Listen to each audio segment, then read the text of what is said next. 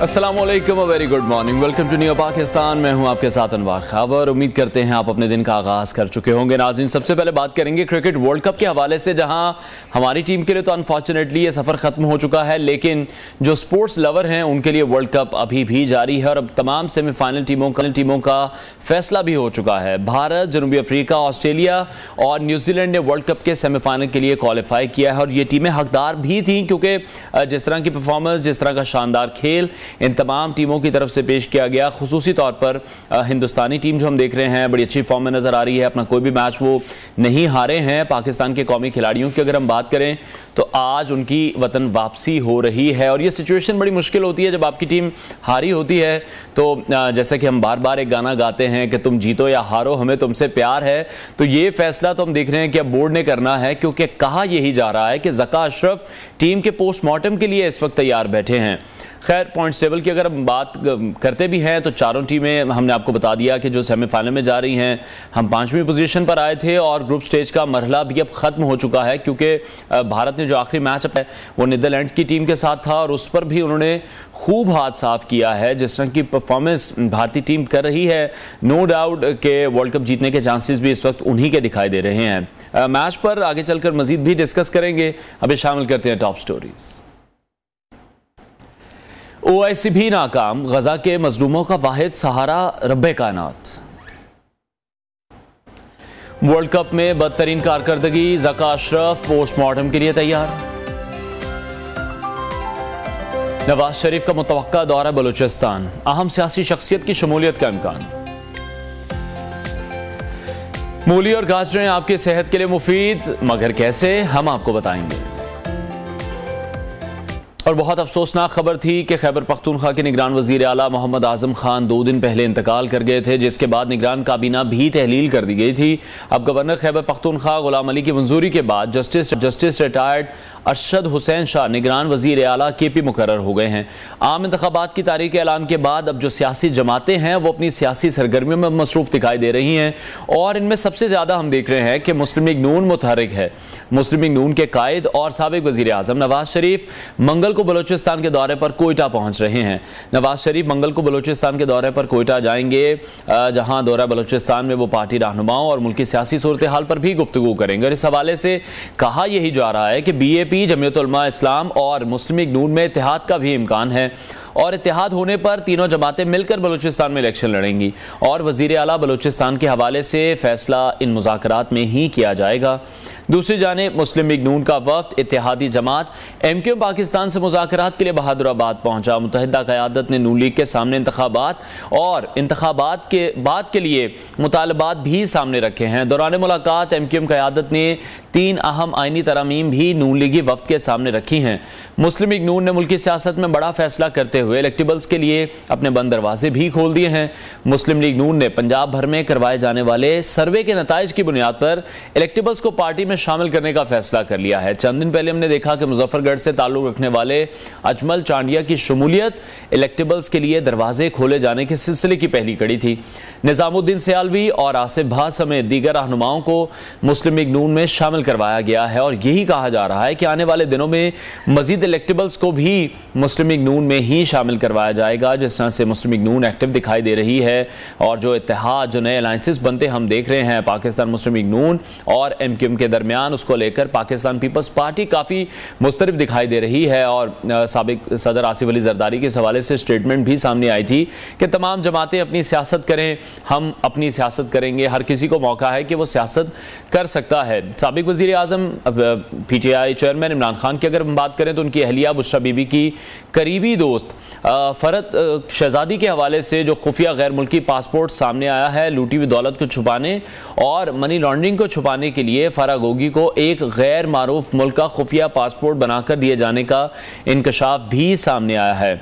इसी हवाले से मजीद बात करेंगे। सीनियर तजियाकार शौकत पराचा साहब ने हमें ज्वाइन किया है। पराचा साहब, बहुत शुक्रिया आपके वक्त के लिए। सबसे पहले बात करना चाहूँगा सदर के मुतालबे के हवाले से। हमने देखा कि बार बार पहले मुतालबा किया जाता रहा था तारीख के हवाले से और अब ये कहा जा रहा है कि जो सियासी पार्टी है अपनी सियासी पार्टी के लिए वो शफाफियत का मुतालबा कर रहे हैं।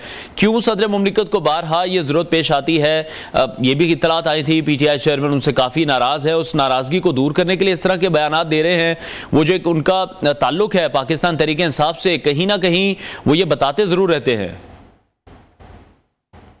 बहुत शुक्रिया। देखें, ये एक अजीब सी पैराडॉक्सिकल सिचुएशन है कि सदर ममलिकत चाहे ये हों या सदर ममनून हुसैन मरहूम थे या सदर आसिफ अली जरदारी हों, वो उनका एक सियासी जमात से ताल्लुक होता है। वो भरपूर सियासी जिंदगी गुजार रहे होते हैं जब वो सदर बनते हैं।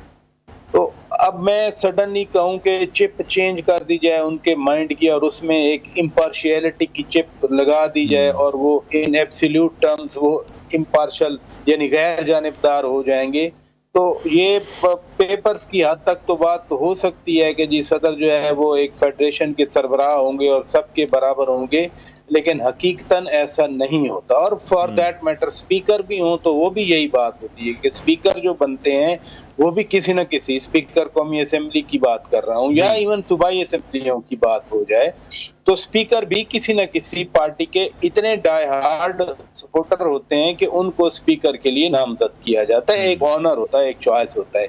Similar is with the office of the president.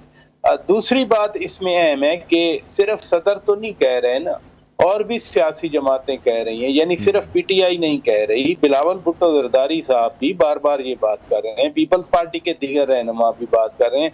अब बिलावल भुट्टो जरदारी और सदर में एक फर्क है।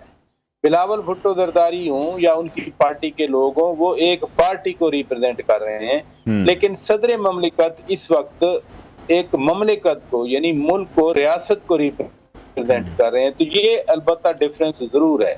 लेकिन चूंकि पहले पंजाब असेंबली के 90 दिन में इलेक्शन होना थे, वो ना हुए, 14 मई की डेट आ गई थी, उस पर इलेक्शन ना हुए, तो अभी तो सुप्रीम कोर्ट ने हुक्म दिया कि 8 फरवरी को इलेक्शन कराने का, इलेक्शन कमीशन और सदर ने सुप्रीम कोर्ट के हुक्म पे खुद ये डेट दी।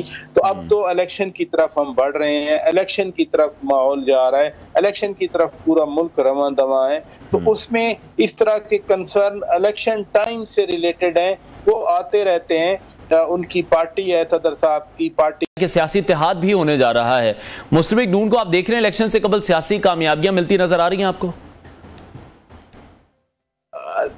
देखें, जो इंतखाबी कामयाबी है वो तो लोगों ने उस दिन वोट डालना है और वो पता चलेगा कि इंतखाबी कामयाबी किसके हाथ आ रही है। अभी से मैं कह दूं कि पाकिस्तान की 80% अवाम या पाकिस्तान की 70% अवाम वो नून लीग को वोट डालेगी या वो पीपल्स पार्टी को वोट डालेगी या वो पीटीआई को वोट डालेगी। ये तो माजी में भी वैसे सर्वे आते रहे, अब भी सर्वे आ रहे हैं ना। मैंने कभी माजी वाले सर्वे को जो वो बैलेंस समझा या हकीकत पर मबनी समझा, ना मैं आज वालों को समझता हूँ, क्योंकि ये तो चंद लोग जाके चंद लोगों से बात करके तो वो अपनी तरफ से रिलीज कर देते हैं रिपोर्ट, ना कोई मेथोडोलॉजी वो काबिले यकीन होती है, ना कोई रिजल्ट्स होते हैं। लेकिन नून लीग को इतनी कामयाबी जरूर मिल रही है। देखें, MKM अर्बन सिंध की एक एस्टैब्लिश्ड कुव्वत है, वो एक सियासी कुव्वत है, और सियासी कुव्वत भी इस तर्ज पे कि वो एक मुनज़्ज़म उनका वोटर है। और आपने देखा अभी हालिया बल्दियाती इंतखाब हुए थे कराची में, हैदराबाद में, MKM ने बाइकॉट किया। मैं MKM पाकिस्तान की बात कर रहा हूँ। तो टर्न आउट हार्डली को 10 से 15% के दरमियान आया, यानी voters stayed away from the voting.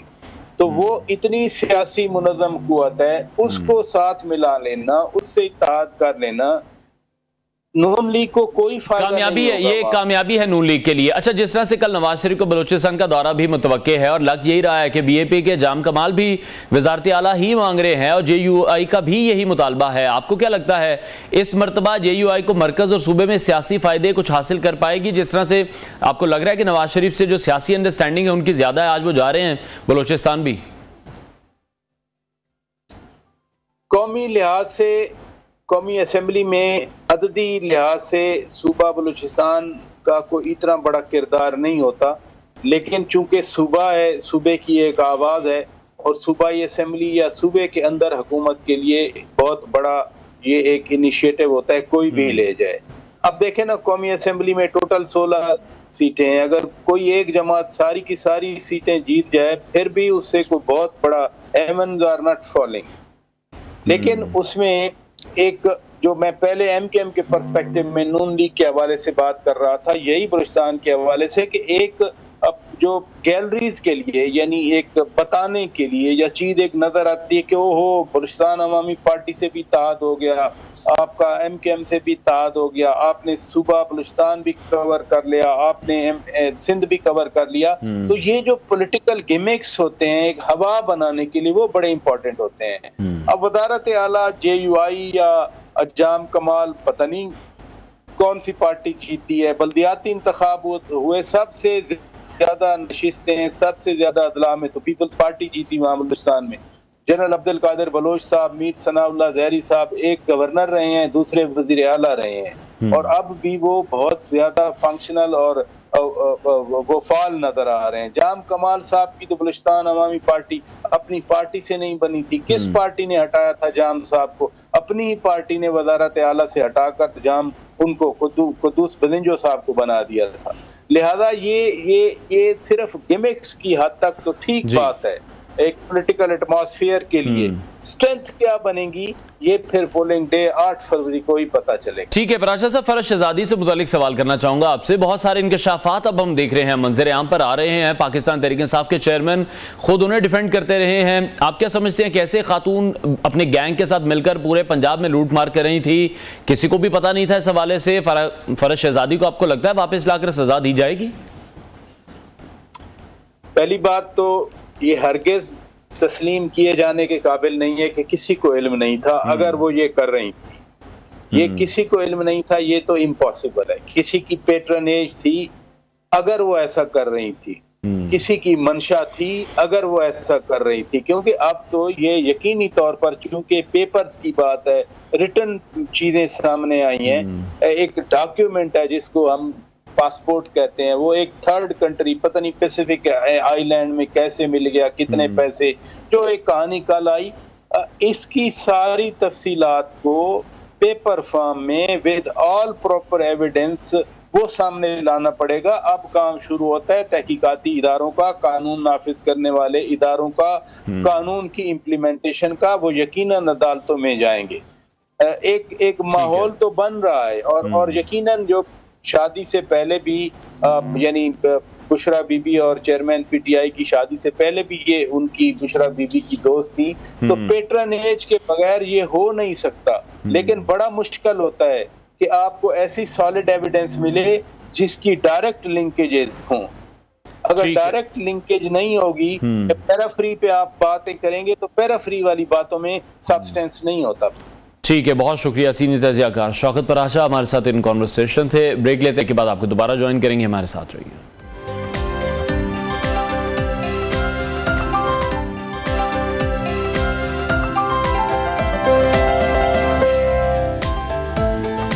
Welcome back. और अब बात करेंगे गजा की सूरत हाल के हवाले से, जहां 37 रोज से जारी इसराइल की वहशियाना कार्रवाइयों के दौरान शहीद होने वाले फलस्तीनियों की तादाद 11,000 से भी तजावुज कर चुकी है। गजा में इस वक्त सेहत का निज़ाम भी मुकम्मल तौर पर तबाह हो चुका है।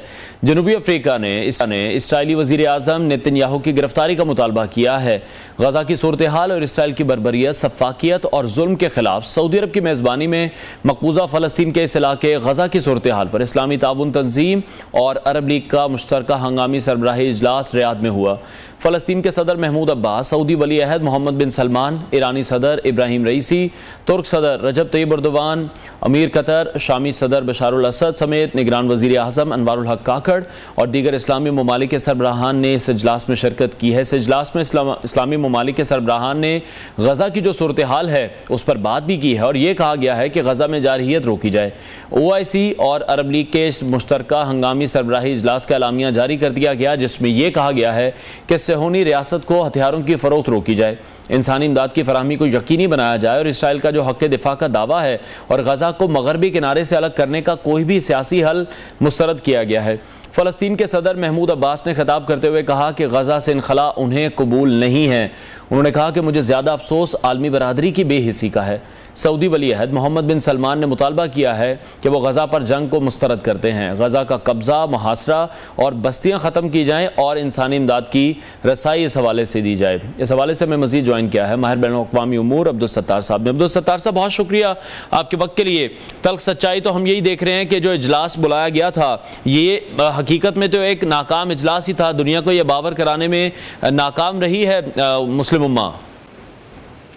देखिए, मुस्लिम उम्मा बुनियादी तौर पे कोई मोनोलिथिक टर्म नहीं है।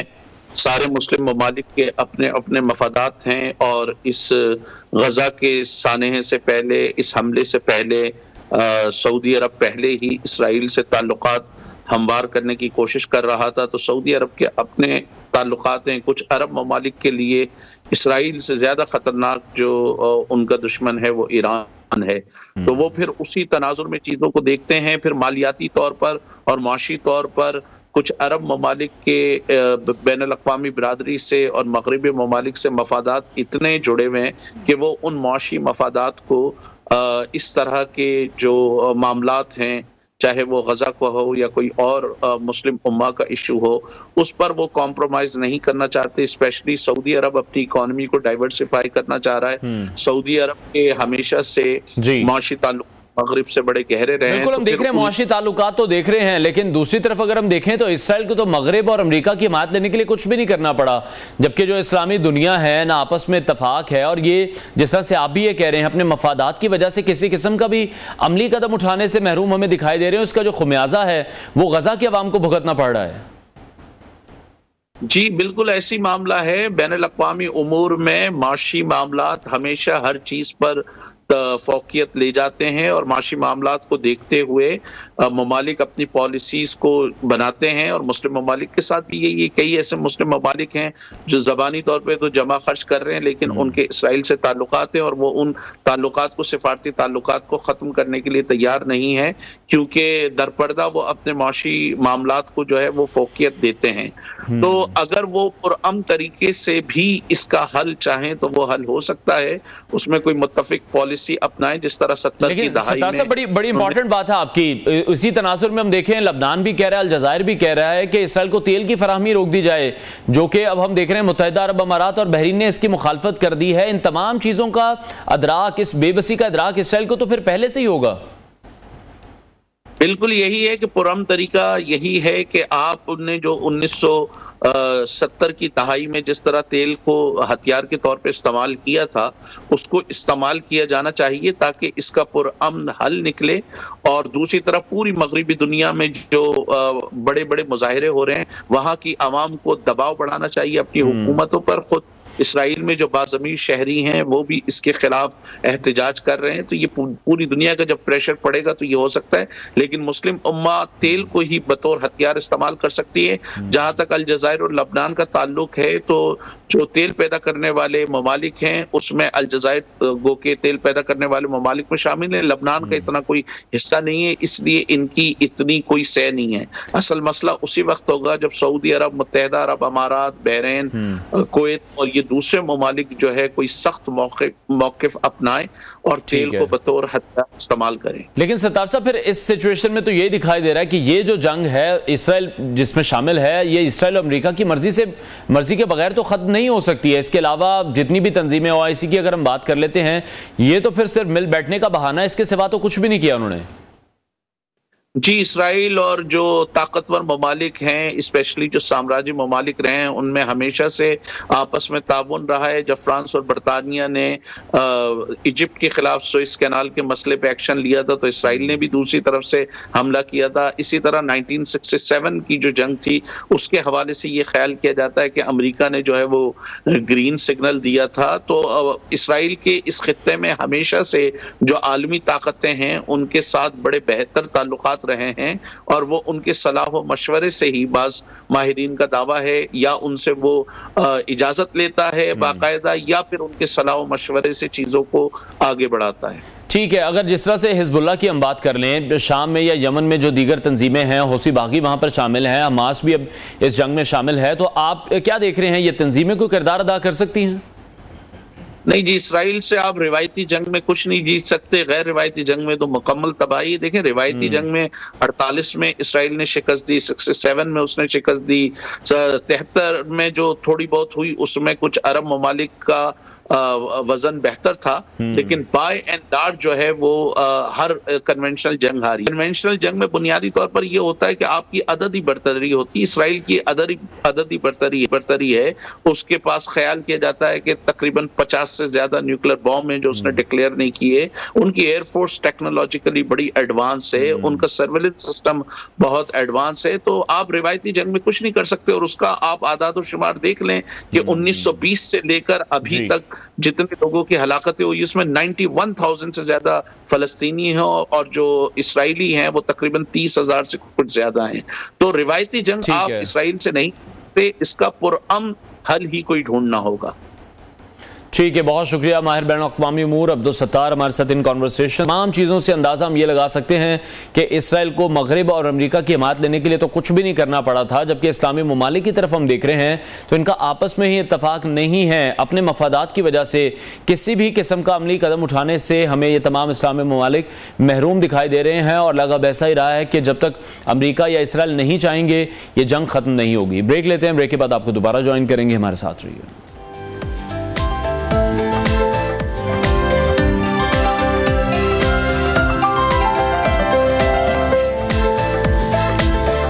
वेलकम बैक नाजरीन। लाहौर में सजी है मुनफरिद जनूबी पंजाब के हैंडीक्राफ्ट नुमाइश। फलक चौहान ने इस पर खुसूसी रिपोर्ट रेडी किया, ये देखते हैं।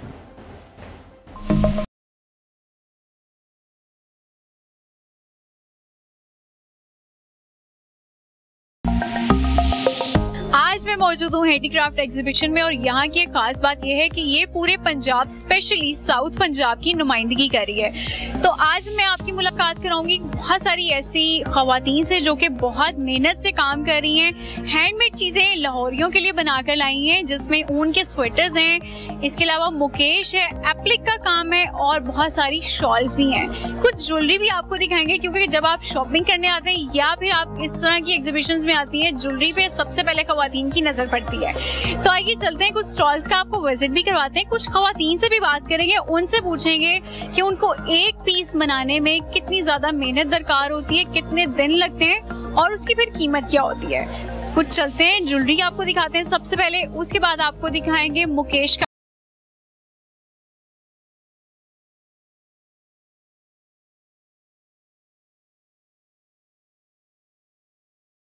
तो मैंने आपकी देख ली है, लेकिन आपने और क्या क्या बनाया? मेरे पास जो है ये है कप है, ये भी कस्टमाइज है मेरा, और ये भी वॉशेबल है, ड्यूरेबल है, आप डेली रूटीन में यूज कर सकते हैं और इसको वॉश कर सकते हैं, इसको कुछ भी नहीं होगा, ये ड्यूरेबल है बिल्कुल। और इसके आप ये देख सकते हैं बड़ा क्यूट सा ये कप है और इन्होंने इसकी स्पेशलिटी ये है कि पॉलीमर क्ले से बनाया गया है और ये वॉशेबल भी है। ये बच्चों के लिए या इवन अगर आप कॉफी लवर है तो इसमें अपनी कॉफी को भी आप इंजॉय कर सकते हैं। इसके अलावा मुझे आप ये बताएं कि पॉलीमर क्ले से ज्वेलरी भी आपकी मैंने देखी है, उसके बारे में बताएं। मेरे पास बहुत सारी पॉलीमर क्ले की ज्वेलरी है, जैसे ये देखिए इयरिंग्स है मेरी, ये कस्टमाइज करवाते हैं लोग अपनी मर्जी से अकॉर्डिंग अपने डिजाइन के। आप लोग मुझे ड्रेस के हिसाब से भेज दें, बनवा दें, तो फिर हम लोग उसके हिसाब से ये कस्टमाइज करते हैं।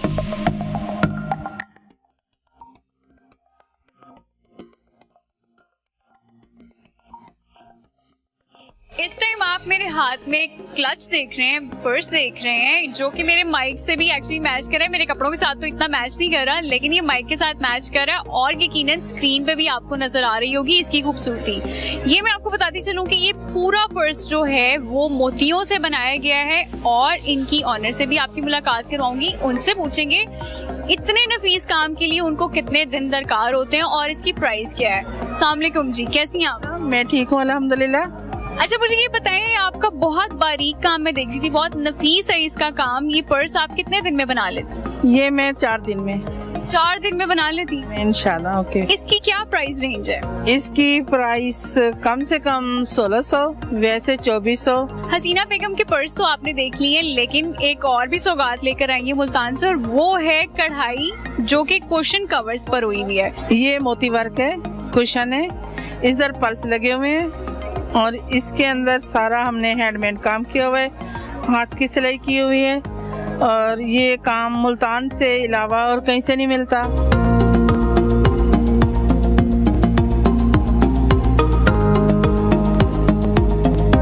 अब मैं मौजूद हूँ बहावलपुर के एक स्टॉल में, और बहावलपुर की जहाँ पे बात हो और वहाँ पे मुकेश की कढ़ाई की बात ना हो, ऐसा हो नहीं सकता, नाइंसाफी होगी। तो अब हम थोड़ी सी वैरायटी देखेंगे मुकेश की और एप्लिक की भी, क्योंकि सर्दी के मौसम में एप्लिक का जो काम है कपड़ों पर वो बहुत ज्यादा फेमस भी हो जाता है और ट्रेंड में भी आ जाता है। मुझे ये बताएं कि जो एप्लिक का काम जैसे भी मैंने मेंशन किया है या मुकेश के काम, वो उसमें कितने दिन लगते हैं, क्योंकि सारा हैंडवर्क है? जी, ये काफ़ी टाइम टेकिंग प्रोसेस है।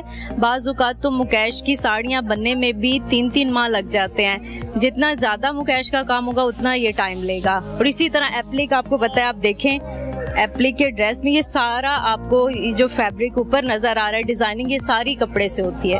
ठीक है, तो क्या अगर मैं आपसे रेंज पूछूं, प्राइस रेंज पूछूं, मुकेश की पहले बात कर लेते हैं, मुकेश की प्राइस रेंज क्या होगी? मुकेश की मतलब डिफरेंट है, जितनी ज्यादा हैवी मुकेश का काम होगा उसके अकॉर्डिंग प्राइस होगी। वेट होता है मुकेश का, मिनिमम से मैक्सिमम 5000 से स्टार्ट है और ये ऑनवर्ड आपको 50,000 से भी अबव जा सकता है। हाँ जी। और एप्लिक की अगर हम बात करें, एप्लिक एज कम्पेयर टू जो मुकेश है वो सस्ती है। आपको ये दिखाते चलें कि इनके पास ये मुकेश के ड्रेसेस हैं।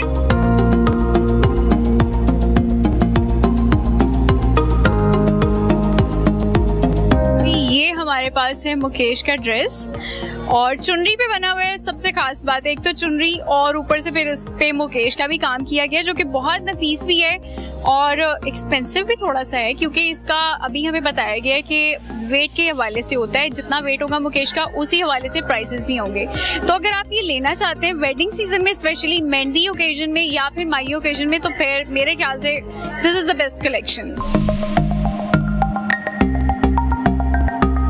आप मेरे हाथ में फुटबॉल देख के थोड़ा सा हैरान हुए होंगे, क्योंकि मैं पहले कपड़ों की बात कर रही थी, ज्वेलरी की बात कर रही थी, लेकिन आपको ये बताती चलूं कि ये हैंडमेड है और सियालकोट से समीना बीबी ये हैंडमेड फुटबॉल्स का काम करती हैं और वो यहाँ पर लाहौर में हैंडमेड फुटबॉल्स बनाकर लेके आई हैं। हम उनसे जरा बात करेंगे। समीना बीबी, मुझे ये बताएं, ये फुटबॉल कितने टाइम में बन जाती है? ये 2 घंटे में बन जाता है। इसका मटेरियल होता है, वो सारा लाना होता है, तैयार करना होता है, फिर इसको हम बनाते हैं। खवातीन के लिए हर शोबे में आना बहुत ज़्यादा ज़रूरी है, क्योंकि पाकिस्तान की इकोनॉमी जो है वो बहुत ज़्यादा इससे स्टेबल हो सकती है। इसके अलावा आपने भी एक अहद करना है कि पाकिस्तानी प्रोडक्ट्स जो हैं वो अपनी ज़िंदगी का हिस्सा बना लें। इम्पोर्टेड चीज़ों को भी यूज़ करें, लेकिन सबसे पहले पाकिस्तानी प्रोडक्ट्स। मॉर्निंग शो से फलक चौहान को इजाज़त दीजिए। अगले सेगमेंट में कुछ और फेस्टिवल्स के साथ, कुछ और टॉपिक्स के साथ आपकी खिदमत में दोबारा हाजिर होंगे। तब तक के लिए अल्लाह हाफिज।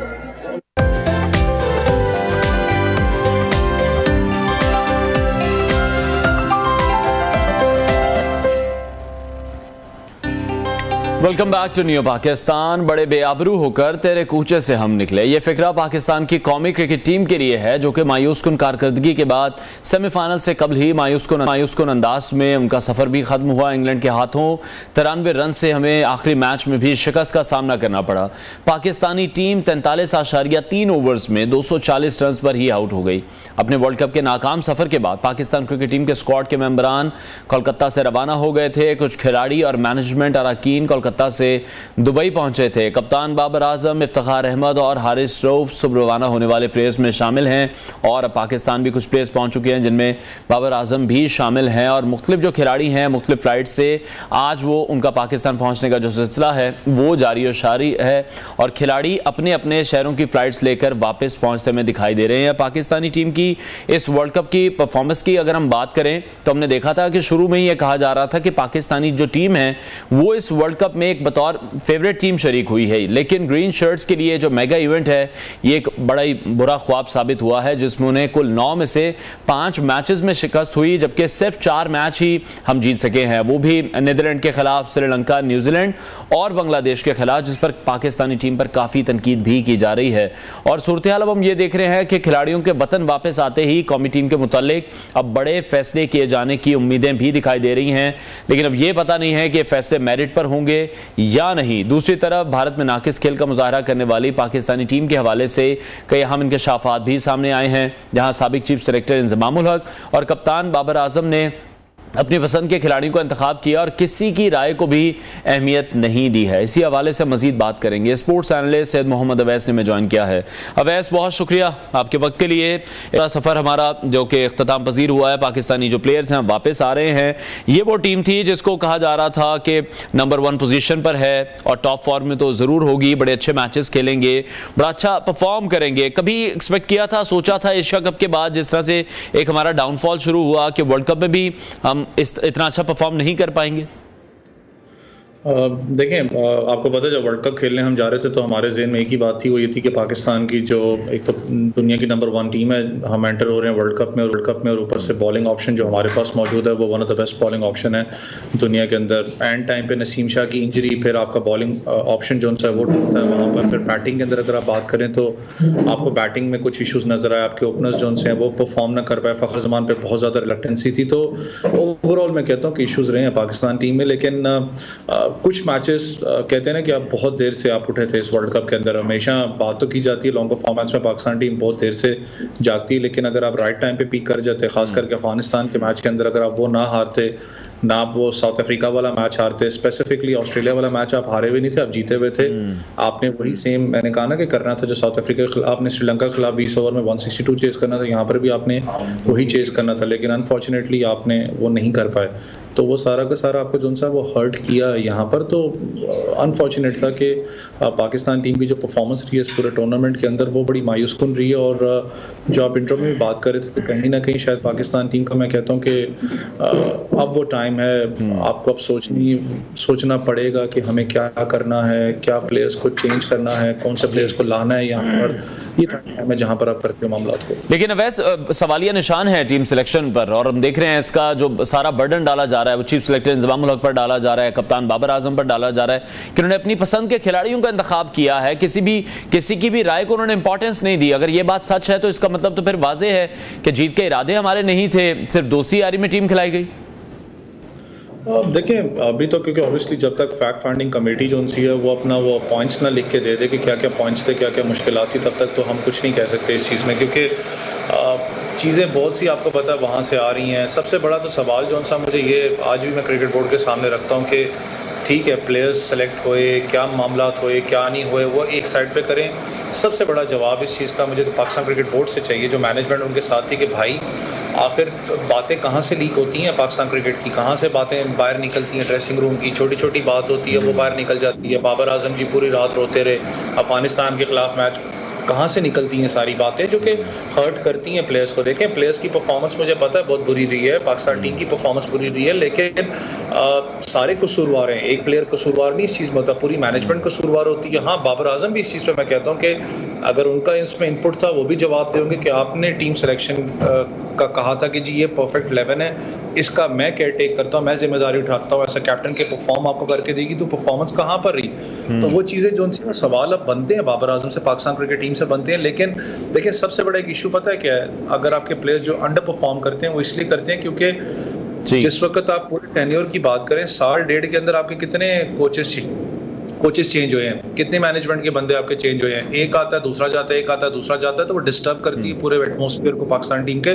तो ये सबसे बड़ा एक डाउनफॉल था पाकिस्तान टीम के लिए। ठीक है, मैनेजमेंट के हवाले से हम देख रहे हैं कि मसले मसाइल हैं, उसका जो आप भी बात कर रहे हैं कि टीम पर भी उसका प्रेशर आता है, लेकिन एशिया कप जब हम हारे हैं तो वही हमारे लिए बड़ी अलार्मिंग सिचुएशन थी, वहीं पर हम चौकन्ना नहीं हुए, हमने अपनी तैयारी ही नहीं की। अब ऐसे एक बार फिर से कनेक्ट करने की कोशिश करेंगे क्योंकि सवाल उठाया जा रहा है बाबर आजम की कप्तानी के हवाले से भी कि बतौर कप्तान जब मैदान में हम उन्हें देखते हैं तो हमें वो काफ़ी उलझे हुए नज़र आते हैं और अच्छे फैसले करने से भी वो कासिर नज़र आते हैं। और इस वजह से जो उनकी अपनी परफॉर्मेंस है, जो नंबर 1 बैटिंग की पोजीशन उनके पास थी, अब वो भी उनके पास नहीं रही है, उनकी अपनी परफॉर्मेंस भी अब हम देख रहे हैं कि काफ़ी ख़राब दिखाई दे रही है। वैसे मुझे सुन पा रहे हैं तो बताइएगा कि जब एशिया कप हुआ था, एशिया कप हम हारे थे, वही हमारे लिए अलार्मिंग सिचुएशन थी, उस वक्त भी हमने आंखें नहीं खोली। देखिए, मैंने आपको बताया ना कि मसला सबसे बड़ा आपका ये रहा है कि एशिया कप से भी अगर आप पहले देखें ना तो आपकी टीम ने कितने अपना आपस में मैचेस खेले हैं, कितने बायलैटरल मैचेस खेले हैं। आप सिवाय अफगानिस्तान सीरीज के अलावा तो कोई नहीं थी ना। आप अलार्मिंग सिचुएशन तो तब आप देखें ना कि आपका जो क्रिकेट बोर्ड है वो एक मजाक बन के रह चुका है कि ना उनको FTP को पता है कि हमने वर्ल्ड कप खेलने जाना है, एशिया कप खेलने जाना, उससे पहले हमने कितनी सीरीज खेलनी है ताकि हम अपनी पूरी टीम को जो उनसे डिज़ाइन करके उतार सकें वर्ल्ड कप के लिए। हम प्लेयर्स, बैकअप प्लेयर्स जो उनसे हैं वहाँ पर निकाल सकें, हम बेस्ट प्लेइंग ऑप्शन निकाल सकें। तो मैंने कहा ना सारा कलेक्टिव आपका इशू बना रहा है यहाँ पर, लेकिन जो भी हुआ देखें, अनफॉर्चुनेट ये कहना पड़ता है कि 2011 के बाद आपकी टीम ने सेमीफाइनल्स में क्वालिफाई नहीं किया। 2015 में भी ये इशू रहा, 2011 के बाद आपको पता है यही मसला रहा। तो ये जो सवालिया निशान है, बहुत बड़ा सवालिया निशान है पाकिस्तान क्रिकेट के ऊपर। और अगर आपको पता ऑस्ट्रेलिया की अब सीरीज़ आ रही है, यही बात हो रही है कि ऑस्ट्रेलिया सीरीज़ के अंदर जो सा क्या चेंजेस की जाएंगी, क्या नहीं की जाएंगी, क्योंकि आपके पास हफ्ता डेढ़ पड़ा हुआ है पीछे। बहुत से प्लेयर्स ये बात जो एक्स क्रिकेटर्स हैं वो कहते हैं कि अभी थोड़ा सा रुक जाएं। ऑस्ट्रेलिया में टेस्ट सीरीज़ आपकी, वो भी आपको पता बड़ी मुश्किल यहाँ पर होती है। और लेकिन मैं आज पर्सनली फील करता हूँ कि शायद अगर आप बाबर आजम को रेस्ट दे देते हैं ऐसा कैप्टनशिप से, तो शायद विराट कोहली वाला आपको बाबर आजम जो सा वो नजर आए, थोड़ा सा रिलैक्स नजर आए बैटिंग। क्योंकि कैप्टनशिप आपको पता पाकिस्तान की बहुत बड़ी जिम्मेदारी होती है, अब बर्डन भी होता है कैरी करते। ठीक है, लेकिन वैसे हम हमेशा यही सुनते आए हैं कि अगर बाबर आजम को कप्तानी से हटा देंगे तो फिर पाकिस्तानी टीम के पास, पाकिस्तान के पास क्या ऑप्शंस मौजूद हैं, फिर ये सवाल उठ जाता है। देखिए ये तो है ना, मैंने आपको बताया ना कि आप हमेशा बात करते हैं बैकअप कप्तानों की, आपने बनाया कौन सा है? आप देख लें ना पूरी टीम, अगर आप उठा के देख लें, अनफॉर्चुनेटली नाम जो उनसे शाहीन के भी आ रहे हैं, रिजवान के भी आ रहे हैं, लेकिन क्या शाहीन शाह अफरीदी इंटरनेशनल क्रिकेट के अंदर पाकिस्तान की नुमाइंदगी करने के लिए तैयार हैं? बहुत बड़ा एक सवाल है ना। ठीक है, प्लेयर बहुत बड़े हैं, मैं खुद उनका बड़ा फैन हूँ, स्ट्राइक कर रहे हैं, फास्ट बॉलर हैं, लेकिन क्या वो रेडी हैं पाकिस्तान की नुमाइंदगी करने के लिए इतने बड़े स्टेज मैच के ऊपर? अगर क्योंकि जो भी कोई कप्तान अभी आता है पाकिस्तान टीम का, आपको भी पता है कि आते ही जादू की छड़ी उसके पास नहीं है कि वो आते ही ऐसे करे तो सारी चीज़ें ठीक हो जाएं, उसको भी टाइम चाहिए। मैंने आपको कहा ना सबसे बड़ा आपका मसला जो है पाकिस्तान क्रिकेट बोर्ड में इस वक्त अनस्टेबिलिटी का है। आपकी जो भी कोचिंग पैनल आता है, आपका कोई भी मैनेजमेंट का बंदा आता है, उसको आप 3 या 4 महीने से ज़्यादा टिकने देते नहीं है, तो क्या टीम को बनाएगा? आपको टीम को बनाने के लिए टाइम चाहिए होता है, आपको टीम को बनाने के लिए पूरी टीम चाहिए होती है। लेकिन वैसे कोचिंग पर भी हमने देखा बड़ा सवालिया निशान है। ऑनलाइन कोचिंग की जाती है, जब इस तरह के प्राइम इवेंट हैं तो उनके लिए सालों तैयारी की जाती है। अगले साल हम देख रहे हैं T20 वर्ल्ड कप है, उसके बाद हम चैंपियंस ट्रॉफी देख रहे हैं। अब आपको लगता है कि प्लानिंग अब अभी भी नहीं करेंगे तो फिर जो अगले बड़े इवेंट्स हैं उसमें भी कुछ इसी तरह के हालात हैं? क्योंकि जो अगर मगर वाली सिचुएशन अभी भी हम देख रहे हैं।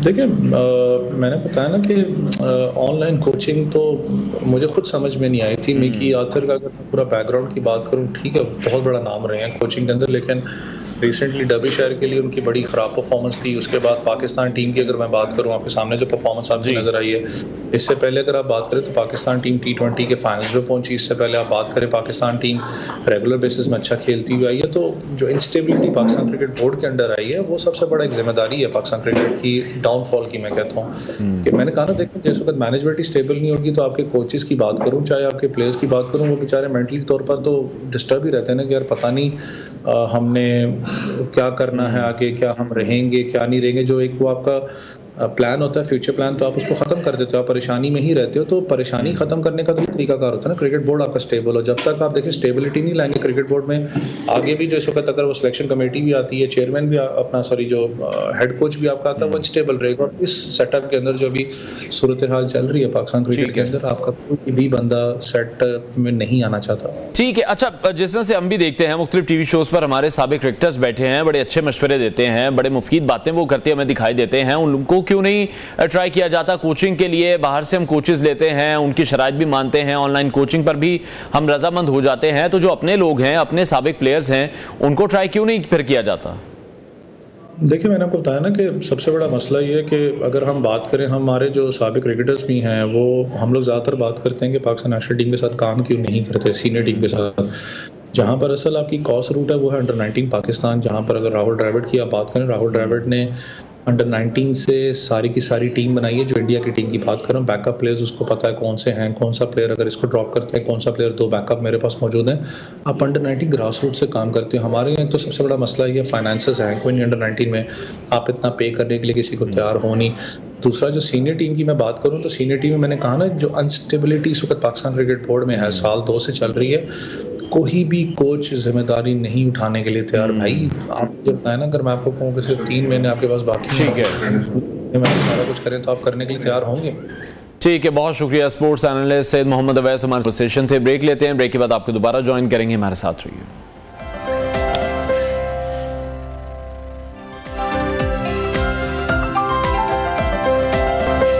Welcome back. एक बार फिर से बात करेंगे क्रिकेट वर्ल्ड कप के हवाले से, जहां पाकिस्तानी टीम बहुत खराब परफॉर्मेंस के बाद इस वक्त पाकिस्तान लौटना शुरू हो चुकी है। सीनियर स्पोर्ट्स एनालिस्ट पीजे मीर ने हमें ज्वाइन किया है। मीर साहब, बहुत शुक्रिया आपके वक्त के लिए। सबसे पहले मैं कमेंट आपका चाहूंगा चेयरमैन पीसीबी के हवाले से। मुकम्मल तौर पर हम देखते हैं कि सियासत वहां पर इन्वॉल्व हमें दिखाई देती है। जब तक इन जियालों से, मतवालों से पाकिस्तान क्रिकेट बोर्ड की जान नहीं छूटेगी, हमारा यह तमाम सिस्टम तो ठीक नहीं हो सकेगा। हर्षा भोगले ने कहा 3 दिन ज़का अशरफ चेयरमैन है, 3 दिन नजम सेठी चेयरमैन है। सबसे फनी जो चीज है क्रिकेट में वो पाकिस्तान क्रिकेट बोर्ड है। ये दोनों अपने 3-3 दिन देखते हैं कि क्या फैसले ज़का अशरफ ने किए उसको तब्दील कर दिया जाए। ज़का अशरफ देखते हैं कि नजम सेठी ने क्या डिसीजन लिया है वो उसको तब्दील कर दें। बिल्कुल आपने सही कहा है, यही वजह है कि हमारी क्रिकेट आगे बढ़ती नहीं है। ये पॉलिटिक्स में पड़े हुए हैं and that is the reason. हम वो नजम सेठी अच्छा भला चल रहा था, आपने हटा दिया, फिर एक कोर्ट केस हो गया, फिर हटा दिया। ज़का अशरफ चलता है, वो कुछ और हो जाता है। अब भाई ये हमने मजाक बना दिया, खुदा की कसम, क्रिकेट से ये बिल्कुल मजाक बना है। और ये पर्टिकुलरली जब हम वर्ल्ड कप की बात करते हैं, ये जो हमारे साथ हुआ है, मेरे ख्याल कोई चोर भी हो ना, उसको अगर मारो तो वो भी कम है। इतना गलत, एब्सोल्युटली नो प्रिपरेशन। और लड़कों ने ठीक है खेला है, जो भी किया है, लेकिन आपने इनको मेंटली बिल्कुल आपने प्रिपेयर नहीं किया हुआ। ये क्या क्रिकेट खेलेंगे जाके, whether it's a world cup और एनी अदर कप, कि जब देखते हैं कि बोर्ड एक टर्मोइल में, बोर्ड में आ रहा है जा रहा है, लास्ट मिनट .com डिसीजंस ले रहे हैं। इस तरह बोर्ड्स नहीं चलते, कभी भी नहीं चलते।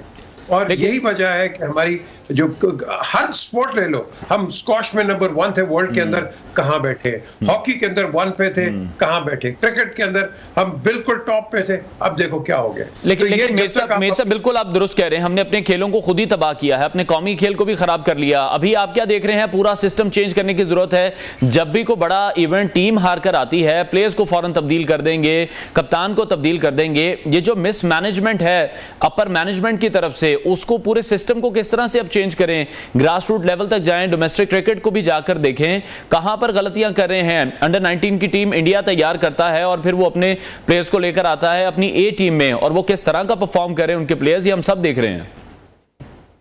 देखो इंडिया का तो आप कंपेयर करो ही ना, उन्होंने जो रिजल्ट आपको दिया है, it's an outstanding result and give we have to congratulate and ऐसी टीम को फेलिसिटेट करना चाहिए जो कि इतनी जबरदस्त 9 matches and 9 wins. World cup तो मेरी नजर में ये चैंपियंस है, इन्होंने हर एक को हराया और अब क्या खेलना के, अब तो प्ले ऑफ ही होगा। सो बेसिकली जब हम पाकिस्तान की बात करते हैं, नहीं ये लड़के वापस आएंगे, इनको आप ड्राइंग बोर्ड पे बिठाओ। ये नहीं कि लड़कों को निकाल दो, all of a sudden drastic actions लो। आपने इनको रीट्वीक करना है, रीट्यून करना है और मोटिवेट करना है। रिजाइन किसने करना है? आपके सिलेक्टर्स ने। आपके सिलेक्टर्स ने रिजाइन करना है और फिर आप उन लोगों को लगाओ कि जो कि मैं समझता हूं कि जो कि क्रिकेट, यार मोहसिन खान है, इतना अच्छा उसका परफॉर्मेंस है, आपने उसकी कितनी विन्स है उसके अंदर, लड़के अच्छे सिलेक्ट किए, आगे लेके गए, उसको निकाल दिया। तो जो बंदा काम करता है बोर्ड के अंदर उसको निकाल देते हैं, दूसरे आ जाते हैं। ठीक है, ये ट्रेडिशन भी है और ये एक रिस्पेक्टेबिलिटी भी है कि जो सिलेक्शन कमेटी होती है वो रिजाइन कर देती है, वो कहती है ठीक है हमसे नहीं अच्छा हुआ, आप दूसरे को लेके आए। This is how it is done. यहाँ तो है इमीडिएटली चेयरमैन हो जाए, फलाना हो जाए, चेयरमैन की पोजीशन वैसे ही एक आप कह लो एक, लेकिन जो पीसीबी मैनेजमेंट के चेयरमैन ने किया उसको किस तरह से आप देख रहे हैं? जो तमाशा ड्यूरिंग वर्ल्ड कप लगाया गया, जिस तरह से चीफ सिलेक्टर ने इस्तीफा दिया, जिस तरह से हमने देखा स्क्रीनशॉट्स मंजर आम पर आए, ये किस तरह की हरकत की गई? कोई अकाउंटेबिलिटी ही नहीं है। ये आपने बहुत बहुत बहुत इंपॉर्टेंट सवाल किया है। अगर आपने चीफ सिलेक्टर को निकालना है, यार वर्ल्ड कप के बाहर निकाल दो, तुम्हें जल्दी किस चीज की है? What is your hurry? आपने सही कहा, हमने अपने आप को बेइज्जत कर दिया पकड़ के। वो चीफ सिलेक्टर जो इंजमामुल हक है, ये वर्ल्ड क्लास प्लेयर है यार, ये एक इसका नाम है दुनिया के अंदर, और आप उसको इस तरह साइड पे कर देते हो या उसे कहते हो रिजाइन हो जाए, ये हो जाए। इस तरह नहीं करते कंट्रोवर्सीज में, जबकि पूरा इंटरनेशनल मीडिया, ग्लोबल मीडिया इसको कवर कर रहा है। तो आपने कोई भी बात करनी है, उनको तो न्यूज चाहिए, वो तो न्यूज लगा देंगे। So basically this was a bad step, जो भी करना था, जब आ जाते हैं उसके बाद आप इंक्वायरीज करो।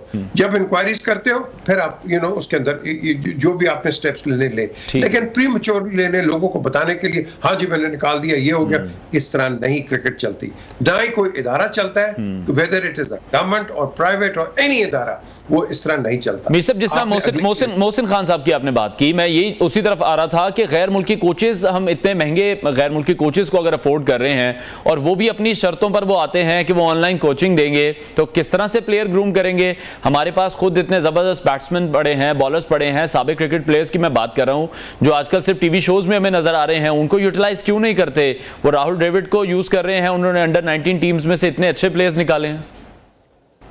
देखें, आपने नाम लिए, ये मुश्ताक अहमद जी, ये ऑफिशियल स्पिनर हैं बोर्ड के, अपॉइंटेड। आप मैच कहां खेल रहे हैं? हिंदुस्तान में। हिंदुस्तान में कौन सी विकेट्स हैं? स्पिनिंग विकेट्स हैं। आपका स्पिनिंग कोच गया साथ? मुझे बता दें, आप कहां गया, क्यों नहीं गया? ये अब जब आप मुश्ताक अहमद को पे कर रहे हो, उसकी सर्विसेज ही नहीं तुम ले रहे। वो बेचारा फोन कर रहा है जी कि मुझे बताएं, चले मैं नहीं गया तो मुझे इधर बता दें क्या करें, जवाब भी नहीं दे रहे। Can you believe it?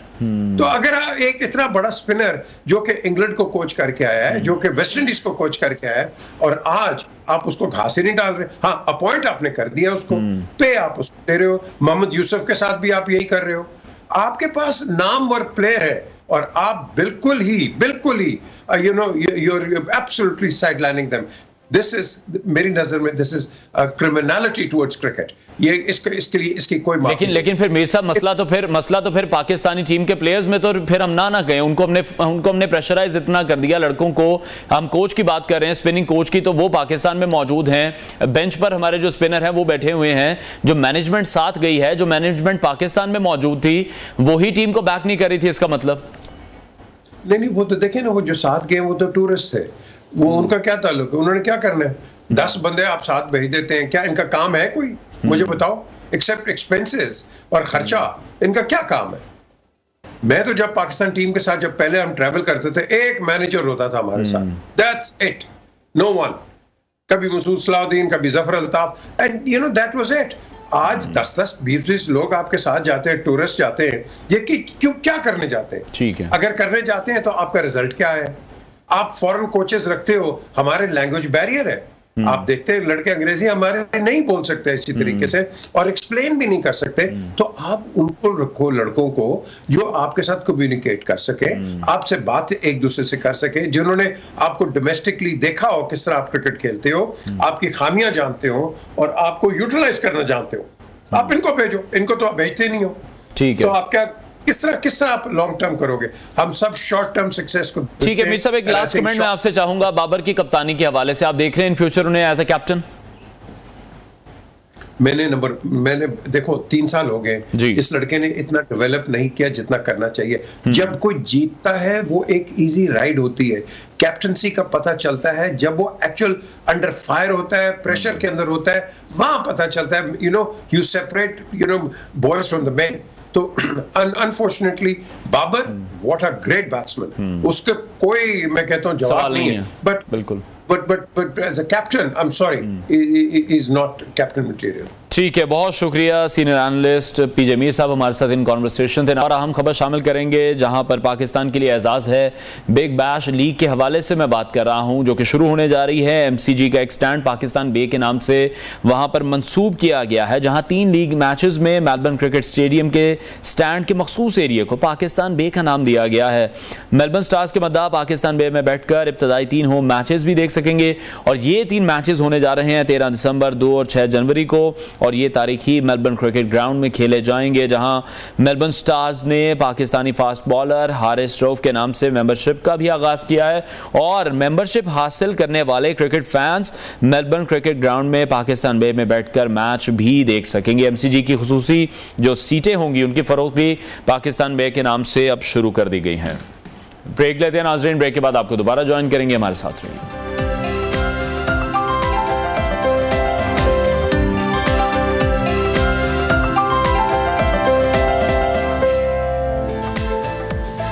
Welcome back. Programme के इस हिस्से में हम बात करेंगे कि हमारी सेहत के लिए कौन सी सब्जियां मुफीद हैं। सब्जियां कुदरती विटामिन और मिनरल्स का मजमुआ करार दी जाती हैं। मौसम सरमा के आते ही हम देखते हैं कि मज़ेदार तरह की रंग बिरंगी सब्जियां भी मार्केट में बआसानी दस्तयाब होती हैं और इन सब्जियों के इस्तेमाल से सेहत पर क्या मुस्बत फ़वाइद आते हैं, इनसे मुतल्लिक जानना भी बहुत ज़्यादा ज़रूरी है। सर्दियों में जिस तरह से ताज़ा मूली की हम बात करें या गाजर के इस्तेमाल की बात करें तो इन दोनों का इस्तेमाल बहुत ज़्यादा बढ़ जाता है।